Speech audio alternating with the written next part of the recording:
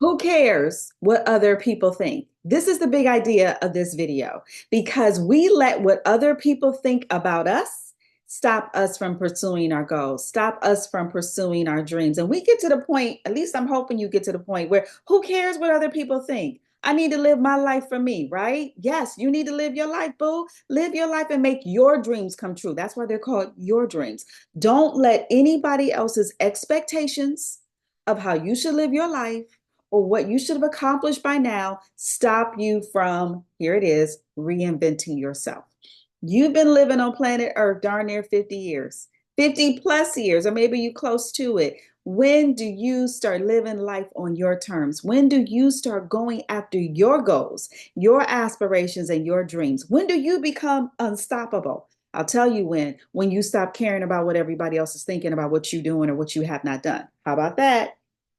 How about that? That's what we're talking about today. If this is resonating with you, keep watching this video. For those of you who I don't know, I am Coach Natalie, and I have the privilege of helping women in their fifth decade go from being stuck to unstuck. And that's right, gaining momentum and becoming unstoppable. If you're ready to become unstoppable in your 50s and reinvent yourself, rediscover your passions, and rewrite your story so that you can have success now and beyond your fifth decade, this is a channel for you, and I'm glad to have met you. And today I want you to write this down. Who cares what other people think about you?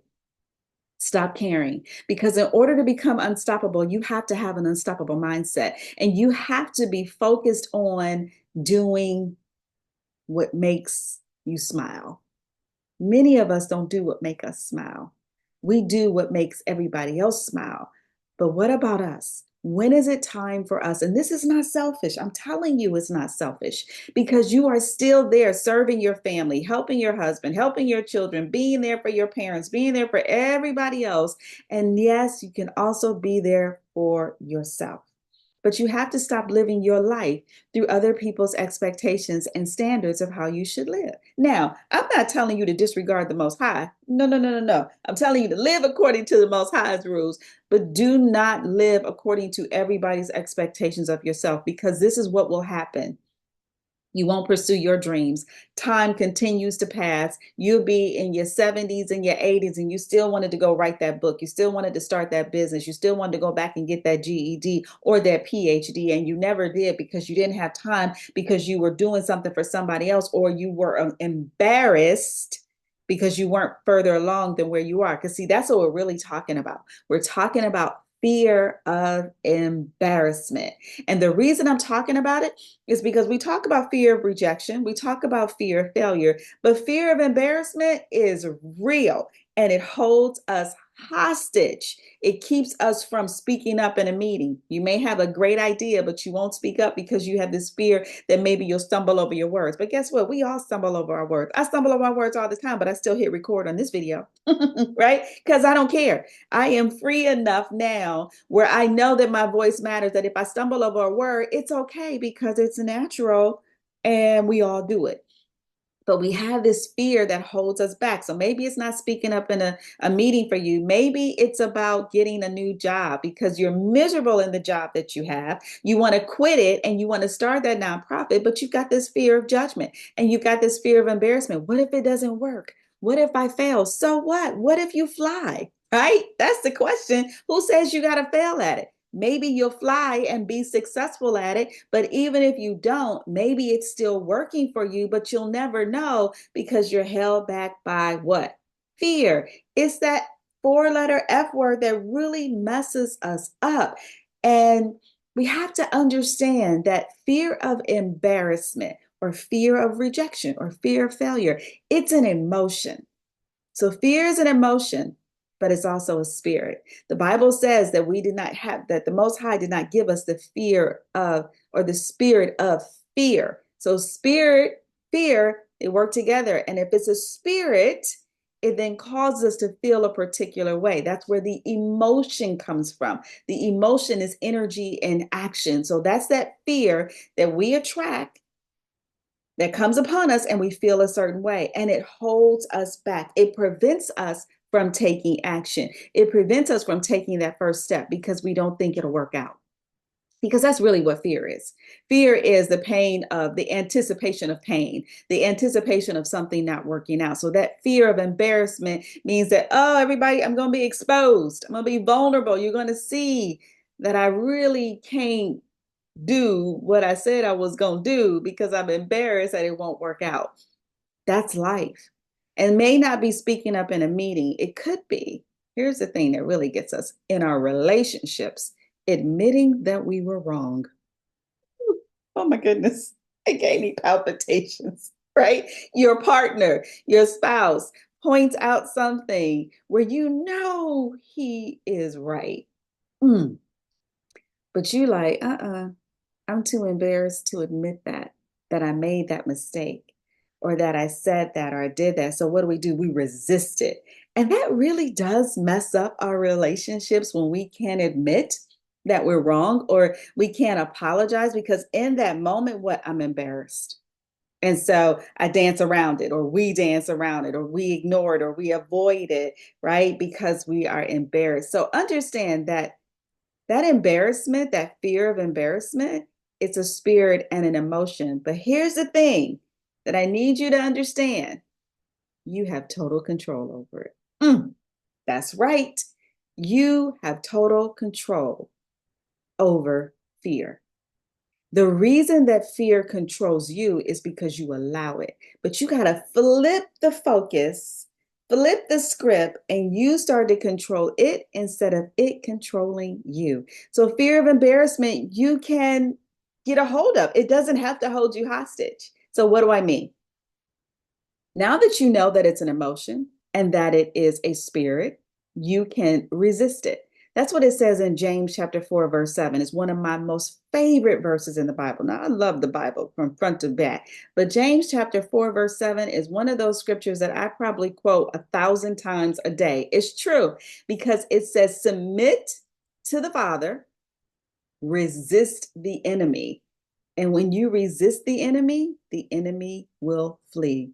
So, in this context of what we're talking about, who's the enemy? The enemy is the spirit of fear, whether that's the spirit of rejection or fear of rejection, fear of failure, or yes, even fear of embarrassment. All I have to do is submit to the Father, submit to the Holy Spirit, and resist the enemy. Resist that spirit of embarrassment or the fear of embarrassment, and it will flee from me because if I embrace it, then it gets a hold of me. But if I resist it, it has to flee. So James chapter 4, verse 7 is a powerful go-to scripture that I want you to remember so that you can resist these spirits that are trying to take over your mind and preventing you from moving forward. So that's the first thing, James chapter 4, verse 7. And that wasn't even on my script. I didn't even know I was going to mention that, but I'm glad that I did because that is a go-to scripture that you can go to the bank, that you can take to the bank. See, I just messed up. I'm doing it messy. Oh, I'm so embarrassed.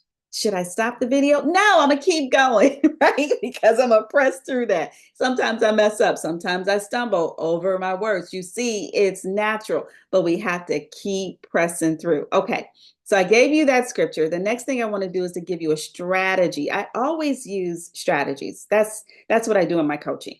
I share strategies that are helpful to people so that they can put into action in the heat of the moment because many times in the heat of the moment, y'all, we forget and we get caught up in what? Our emotions. And then we end up regretting some of the things that we do or say. So if I give you a strategy, hopefully you'll remember in the heat of the moment so that you can resist the spirit and the fear of embarrassment and you can go on pursue your goal. So what is a framework that I would say?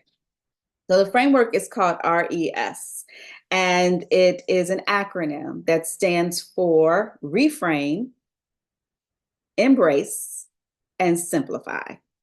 The R is reframe, the E is embrace, and the S is simplify. So I want you to start to reframe the stories that you tell yourself. Many times when we are held hostage to fear, it's because we got a messed up, jacked up story in our head. And we are looking at everything that could go wrong, everything that will not work in our favor versus everything that could go right or everything that could work in our favor. In fact, I have a poster up in my meditation room that says, oh, What if I fail? And then it says, oh, but my darling, what if you fly? Right?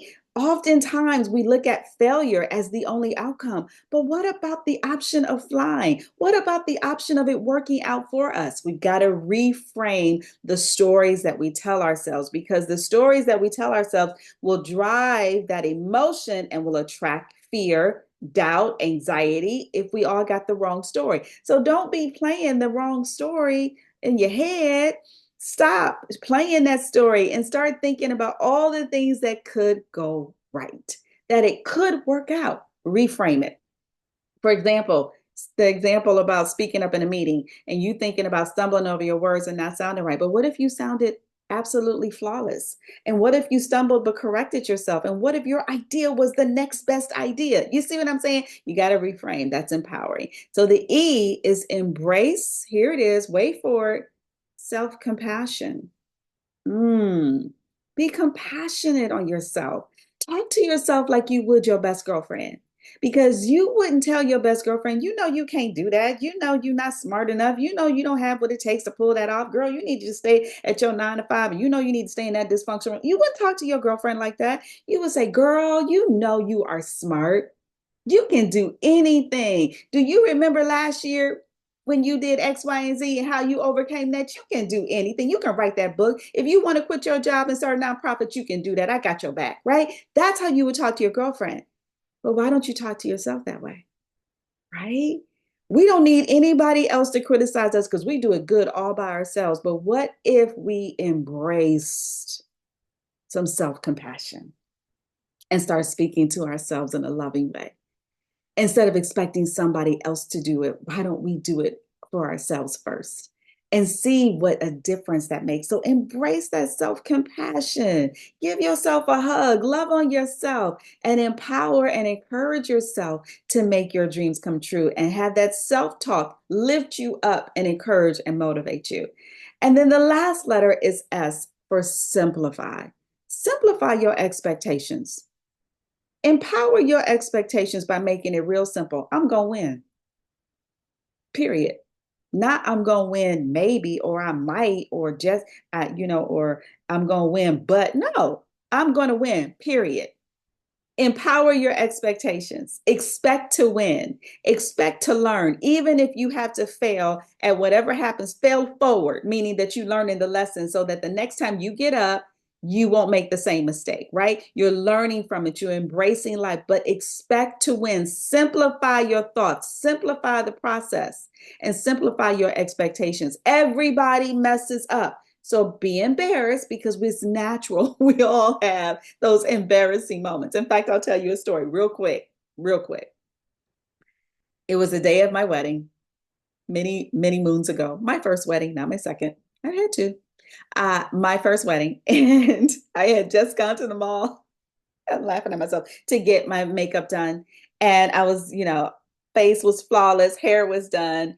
And I am trying to go up to the second floor, but I am using the down escalator. And I couldn't figure out why it wasn't working. I couldn't figure out, why can't I go up?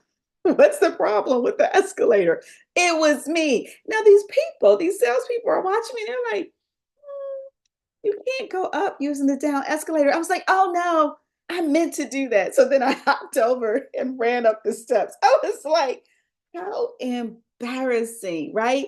So I share that with you because we all have embarrassing moments. I didn't die from it. It happened, laughed about it, and now here I am telling the story years later. What I want you to understand, at the end of the day, who cares about embarrassing moments? Who cares what other people think? I need you to get unstuck and become unstoppable and pursue your goals, your aspirations, and your dreams, and live life on your terms, because you are in your fifth decade or close to it. And it is time for you to create the life that you love. If you want to go back to school, go back to school. If you want to go back to work, go back to work. I did. If you want to start that business, start that business. If you want to go on a diet and lose 30 pounds and reinvent your body, then do it. Boo, you got it. This is your life. Don't let anybody stop you. The Most High gave you the gift of life. Here I go on my rant. The Most High gave you the gift of life. What you do with that gift is your gift back to the Father. So live it fully. That means you have limitless potential. You got the divine power living in you, and walk in your life's purpose. Doggone it. Do it now. Because if you don't do it now, understand this one thing: time will continue to pass by, and it'll be 20, 30 years later, and you'll be like, why didn't I do that? And you'll feel like time is passing you by and that you're losing time. But guess what? You have the breath of life today. So do it. Who cares what everybody else thinks? Do not let them hold you back, whoever they may be. If you need encouragement, come to this channel. I will encourage you. Join our fifth decade community. In fact, why are you not part of the community? Become a part of the community. Subscribe to the station and you'll get more information about it, because I am all about empowering us in our 50s. Because if we don't do it now, when will we do it? Now is the time. It's the perfect time to pivot and make your dreams a reality. But first, you got to stop caring what other people think. Now, I just gave you the strategy, RES, reframe, embrace, and simplify. I want to give you a bonus strategy that I use that has totally empowered me. And I understand Mr. Beast uses it as well. I read about him in a book. Very inspiring. Thank you, Mr. Beast, if you ever watch this video. But the strategy is called vision casting. Vision casting, meaning that you cast a net in the future and you say what you're going to do, who you are going to become, and what you will have achieved by a particular date. Now, I learned this from Dean Graziosi. He's one of the best business coaches I've ever had. And I wrote a letter to myself January last year of where I would be in my coaching business. And it's amazing how spot on the letter is about the emotions that I would feel, the roller coaster of being an entrepreneur. And I share this with you because I want you to write a letter to yourself. Where do you want to be in 6 months? Now, I read this letter and it brings tears to my eyes, because I wrote a letter to myself in such a soft, loving way, like I would to my best friend. Like, dear Natalie, you are unstoppable. Dear Natalie, just all of these things that are really encouraging. And I read that letter whenever I have those low moments and I want to give up. And I feel like the fear of rejection is heavy, or the fear of failure is heavy. And yes, even the fear of embarrassment. That's why I'm talking to you now. And that letter has made such a difference because it has encouraged me. So I want you, my friend, to do the same thing. I want to encourage you. Write that letter to yourself and write out the vision that you have for your life. And it doesn't matter what other people think. I want you to live your life. I want you to walk in your limitless potential. I want you to connect to that divine power within you and to walk in your life's purpose. And hold your head up high, because you got this. And fear of embarrassment is a natural thing. So just embrace it and remember to reframe, embrace that self-compassion, simplify your expectations, and expect to win, and cast the vision of you becoming unstoppable. Why? Because it's never too late to reinvent yourself, and it's never too late to become unstoppable. Be blessed until the next video.